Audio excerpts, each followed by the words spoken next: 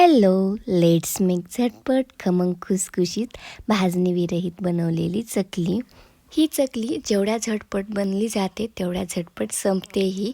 त्यासाठी 1 कप तांदळाचं पीठ व अर्धा कप गव्हाचं पीठ, त्याचप्रमाणे 1/4 कप ज्वारीचं पीठ व बेसन पीठ टाकून घेतलं.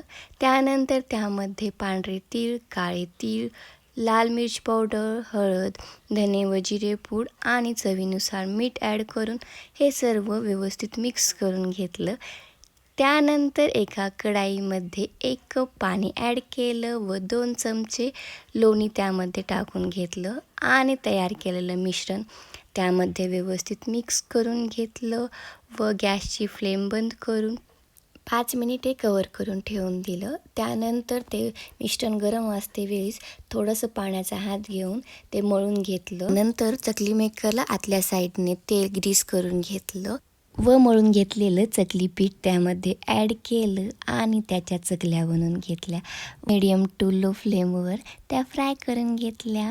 नक्की ट्राय करून बघा आणि रेसिपी आवडली असेल तर तुमच्या फ्रेंड्स फॅमिली मेंबर्सला शेअर करायला विसरू नका. या पद्धतीने जर चकली बनवायची असेल तर परफेक्ट मेजरमेंट घ्या व लोण्याचा आणि पाण्याचाही प्रमाणामध्येच वापर करा आणि डिटेल रेसिपीसाठी लागणारं प्रमाण आणि साहित्य मी कमेंटमध्ये मेन्शन केलेलं आहे. Check it out and thank you for watching this video. Bye for now.